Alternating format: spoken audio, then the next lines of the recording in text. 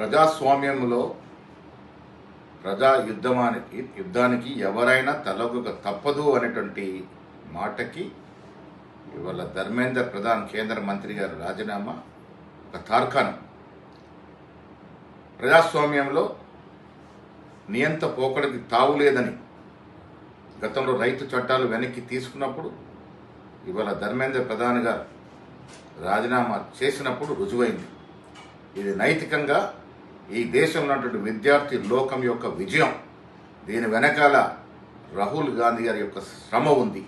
ఈ రెండింటి వల్ల ఇవాళ మోడీ గారు తల వంచక తప్పలేదు అనేటువంటి మాట స్పష్టమవుతా ఉంది. ప్రజాస్వామ్యంలో పౌరుల యొక్క ఆకాంక్షలకి వారి మాటలకి విలువ ఉండాలి. నియంత పోకడికి వెళ్ళి మేము మొండిగా వివరిస్తామంటే ఇది ప్రజాస్వామ్య పెద్ద దేశం ఉన్నటువంటి భారతదేశంలో చెల్లదు అని ఇవాళ ధర్మేంద్ర రాజీనామా వల్ల స్పష్టమవుతా ఉంది. ఇకనైనా ప్రధాని మోడీ గారు మొండి వైఖరిని పక్కన పెట్టి ప్రజాస్వామ్యంలో ప్రతిపక్షాల పాత్ర, ప్రతిపక్ష పార్టీల యొక్క మాటలకి, వారి సూచనల సలహాలకి విలువనిచ్చి ఈ దేశాన్ని ముందుకు తీసుకోవడంలో ముందు ఉండాలి.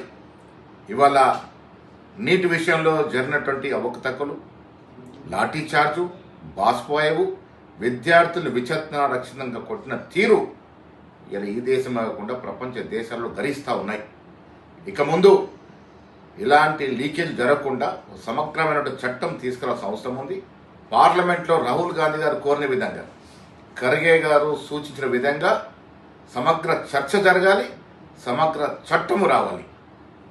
చనిపోయినటువంటి విద్యార్థులు వారి కుటుంబాలని ఆదుకోవాలి. ఇంకా మిగతా డిమాండ్లు కూడా పరిపూర్ణంగా తీర్చిన తర్వాత మళ్ళీ పార్లమెంట్లో ఈ విషయంలో చర్చ జరగాలి.